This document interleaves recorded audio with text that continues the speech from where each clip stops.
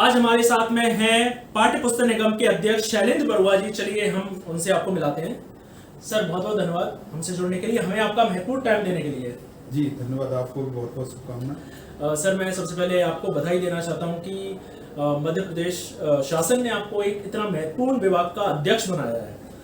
तो मैं आपसे यही पूछना चाहूंगा कि अभी सरकार की क्या क्या योजना चल रही है, क्योंकि ये जो विभाग है बहुत ही महत्वपूर्ण विभाग है पाठ्य पुस्तक निगम, तो उसके बारे में आप हमें बताएं। सबसे पहले तो मैं हमारे माननीय मुख्यमंत्री जी ने, हमारे प्रदेश अध्यक्ष जी ने, संगठन महामंत्री जी ने मुझको ये जिम्मेदारी दी है, पाठ्य पुस्तक निगम का अध्यक्ष बनाया। आपके माध्यम से उनका धन्यवाद करना चाहता हूँ।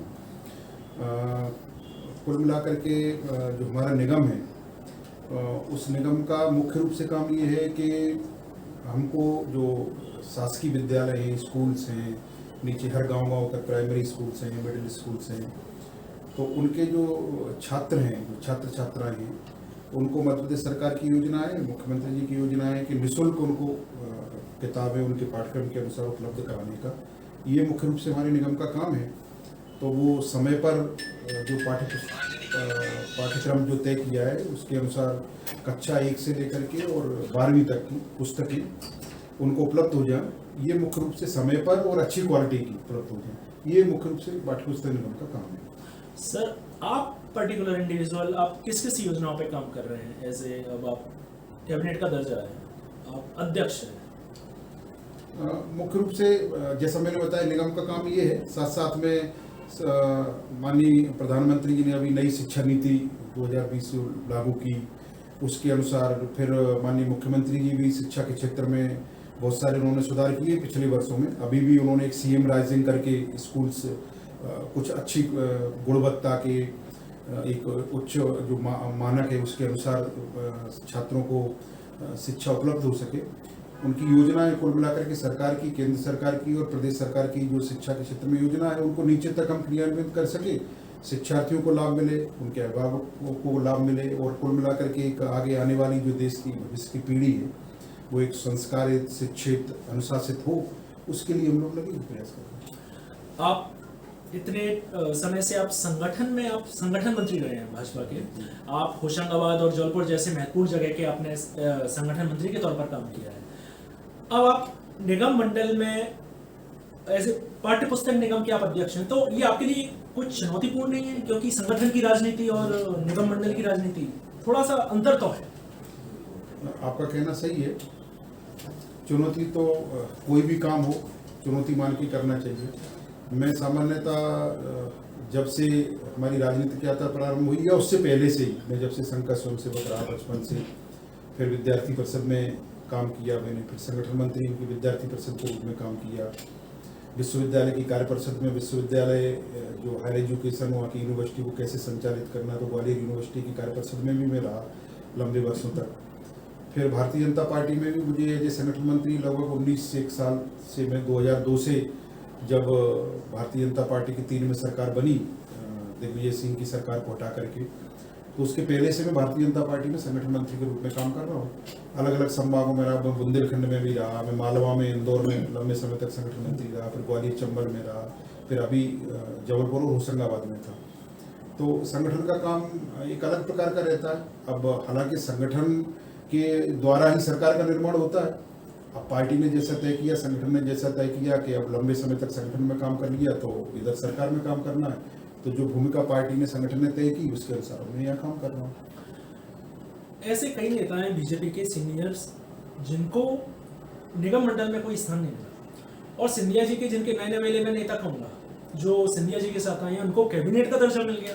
और बीजेपी के ऐसे कई नेता हैं, सीनियर्स नेता, जिनको या तो उपाध्यक्ष के ऐसे तौर पर उनको संतुष्ट होना पड़ा, या तो जिनको कुछ मिला ही नहीं, तो वो कहीं अपने आप को कुछ ठगा महसूस तो नहीं कर रहे? क्योंकि आप समझते हैं ना कि पूरी उम्र बीजेपी में। नहीं, ऐसा नहीं है। भारतीय जनता पार्टी में जो भी कार्यकर्ता है वो एक निश्चित उद्देश्य को लेकर के काम करता है। हम एक अच्छा देश का निर्माण करना चाहते हैं, हम भारतवर्ष को दुनिया का सिरमौर बनाना चाहते हैं, भारत माता की जय करना चाहते हैं। इस उद्देश्य को लेकर के भारतीय जनता पार्टी में कार्यकर्ता जुड़ता है। भूमिका अलग अलग तय रहती है, जैसा मैंने बताया मेरे संगठन में थी, अब सरकार में भूमिका है। हर कार्यकर्ता को कोई ना कोई काम पार्टी देती है जो कार्यकर्ताओं को काम मिल गया है, जो रह गए उनको भी कोई काम देगा, कहीं संगठन में रखेंगे या सरकार में जा रखेंगे। तो ऐसा कोई नहीं है कि कोई ठगा सा महसूस कर रहे हैं, सबको अच्छा काम मिला है। जहाँ तक सिंधिया जी की बात है, तो सिंधिया जी के लोग जो उनके समर्थक आए भारतीय जनता पार्टी में, उनके कारण आज प्रदेश की सरकार है। उन्होंने समर्थन दिया, वो कांग्रेस की सरकार की नीतियों से वो दुखी थे, वो परेशान थे, जन कल्याण की जो कार्यक्रम कमलनाथ की सरकार नहीं कर रही थी, तो वहाँ से उनका मोह भंग हुआ, वो भारतीय जनता पार्टी में आई और आज वो भारतीय जनता पार्टी के कार्यकर्ता हैं। पार्टी ने नेतृत्व ने जो उनको जिम्मेदारी दी है उनको भी सरकार में दी है, या पार्टी में संगठन में भी उनके बहुत सारे कार्यकर्ताओं को जिम्मेदारी मिल रही है। तो वो भी सब लोग मिलकर के भारतीय जनता पार्टी के कार्यकर्ता के नाते आज वो और हम सब लोग भारतीय जनता पार्टी के कार्यकर्ता हैं। और कुल मिलाकर के पार्टी का जो लक्ष्य है कि हम अंतिम व्यक्ति का कैसे कल्याण कर पाएँ, गरीब के लिए कैसे क्या कुछ कर सकते हैं, जो सबसे पिछड़ा है अभी उसके लिए क्या कर सकते हैं, सरकार की ये सोच है, उसके लिए सभी लोग मिलकर काम करें। सर, अभी कमलनाथ जी ने संगठन की मीटिंग ली है, उसमें उन्होंने टारगेट रखा है कि जो हाई प्रोफाइल सीट्स हैं जैसे कैबिनेट मिनिस्टर्स, मुख्यमंत्री, उनकी सीट पर उनका ज़्यादा फोकस है कि हमको यहाँ अच्छे प्रत्याशी लेके आना है, यहाँ हम अच्छे प्रत्याशियों को लड़वाएंगे। तो कहीं बीजेपी डर तो नहीं गई कि नहीं, बीजेपी को डरने का कोई सवाल नहीं। कांग्रेस या अन्य दल भी हो, कांग्रेस भी हो, कांग्रेस तो चुनावी दल है, कोई संगठन का तो वहाँ मुझे नहीं लगता कोई गतिविधियां चलती हैं। जब चुनाव आती है तो चुनाव को टारगेट रख करके उनकी सब नीतियां बनती हैं। भारतीय जनता पार्टी में तो संगठन दिन प्रतिदिन काम करता है, कुछ न कुछ कार्यक्रम चलते रहते हैं, चुनाव भी एक कार्यक्रम होता है।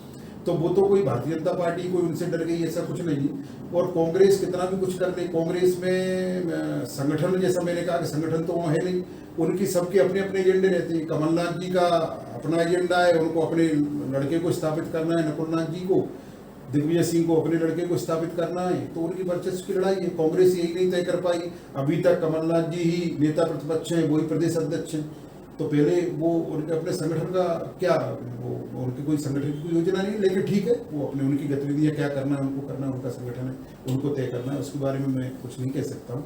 लेकिन भारतीय जनता पार्टी को इनसे, कांग्रेस से डरने की जरूरत नहीं है। कांग्रेस कहीं नहीं है, कांग्रेस प्रदेश की जनता एक बार उनको गलती से देख चुकी है। जब जनता का मोह भंग हुआ, उनके सहयोगियों का ही मोह भंग हुआ, तो भारतीय जनता पार्टी की फिर से सरकार बनी और फिर 2023 में हम सरकार बनाने वाले हैं। अभी यूपी में विधानसभा चुनाव हो रहे हैं, तो बीजेपी को आप कितना एक मजबूत मान रहे हैं? क्योंकि वहाँ सपा और जो जैसे मीडिया है, मीडिया तो बीजेपी की सरकार कह रही है कि बीजेपी की सरकार बन रही है, पर वहाँ कुछ लोगों का कहना है कि नहीं, यहाँ फाइट है ऑफकोर्स समाजवादी पार्टी से, पर समाजवादी पार्टी सरकार बना ले जाएगी। तो इसके बारे में आप क्या बोलना चाहिए? कुछ नहीं है। मैं तो अभी लगभग 1-1.5 महीने से वहीं उत्तर प्रदेश चुनाव में था। मैं बुंदेलखंड में मुझे पार्टी ने भेजा था, तो बुंदेलखंड में पिछली बार भी अच्छा प्रदर्शन था पार्टी का, 19 में से 19 सीटें जीती थी। इस बार भी अच्छा प्रदर्शन है। मैं जिस जिले में था, मैं उरई जिले में, जालौन जिले में था, मैं 3 सीटें बीजेपी की हैं वहाँ, मतलब 3 सीटें विधानसभा की हैं, तीनों बीजेपी के पास थी पिछली बार। 1 सीट इस बार गठबंधन में गई निषाद पार्टी को। कुल मिलाकर हम 3 सीटें जीतने वाले हैं। और सर, ये प्रियंका गांधी का खेल कहीं ना कहीं, वो एक जो उन्होंने एक टाइटल दिया था लड़कियों लड़ सकती हूँ, कहीं ना कहीं काम तो कर रहा है। क्योंकि मुझे ये लग रहा है कि जहाँ कांग्रेस एक 0 स्थिति में थी, वहाँ थोड़ा सा ग्रोथ, एक वोटिंग परसेंटेज तो बढ़ रहा है। तो इसके बारे में आप क्या बोल रहे हैं? वोटिंग परसेंट को उनके कारण नहीं बढ़ रहा। वोटिंग परसेंट तो जनता ने देखा है। प्रधानमंत्री मोदी जी की जो योजनाएं थी, लोगों को पक्के गांव-गांव में पक्के मकान बना के दिए, कोविड काल के समय में लोगों को अनाज उपलब्ध कराया, जो सरकार की योजना, किसानों को हर महीने खाते में पैसे डाल रहे हैं। तो लोग, ग्रामीण क्षेत्र में मैं गया हूँ, योगी जी के कारण भयमुक्त वातावरण हुआ, गुंडागर्दी होती थी, उसके कारण लोग, महिलाएं रात में भी निकल सकती हैं 10-11 बजे तक। पहले सपा की सरकार के समय ये सब नहीं था, तो उसके कारण लोगों ने वोट किया है। लोग बीजेपी के पक्ष में हैं, योगी जी की नीतियों से, मोदी जी की नीतियों से प्रभावित होकर के वोटिंग परसेंटेज अच्छा हो रहा है। और कुल मिलाकर के हम फिर से सरकार बनाएंगे। प्रियंका गांधी को तो यूपी में कहना है जहाँ लड़की हूँ, लड़ सकती हूँ, राजस्थान में उनकी सरकार है, वहाँ देखो किस प्रकार की घटनाएं हो रही हैं, वो अपन मीडिया में देखते हैं, वहाँ वो कुछ नहीं कहती। तो ये सब चुनावी बातें हैं। कोई कांग्रेस का तो वहाँ कहीं लड़ाई में ही नहीं। कांग्रेस फिर से बीजेपी में सरकार बनाने वाली है। एक आखिरी क्वेश्चन आपसे, 2023 की अब बीजेपी क्या अब तैयारियों में जुड़ गई है? जैसा मैंने कहा ना, हम तो चुनावी दल नहीं है, हम तो भारतीय जनता पार्टी तो दैनंदिनी काम करती रहती है। हम 365 दिन संगठन के माध्यम से काम करते हैं। आज सरकार में हम सरकार की योजनाओं को नीचे तक जनता तक कैसे लाभ पहुंचे, संगठन और सरकार मिलकर काम कर रही है। तो हमारी तो हमेशा चुनाव की तैयारी रहती है। जब भी चुनाव आ जाए, चुनाव लड़ने के लिए तैयार है। 2023 में फिर से प्रदेश में सरकार बनाएगी, 24 में केंद्र में फिर से मोदी जी के नेतृत्व में सरकार बनाएगी। तो सर, तमाम जानकारी के लिए बहुत बहुत धन्यवाद जी। ये थे हमारे साथ शैलेंद्र बरुआ जी, जो कि पाठ्य पुस्तक निगम के अध्यक्ष हैं। आज के लिए बस इतना ही। मिलते हैं जल्द एक नई शख्सियत के साथ। नमस्कार।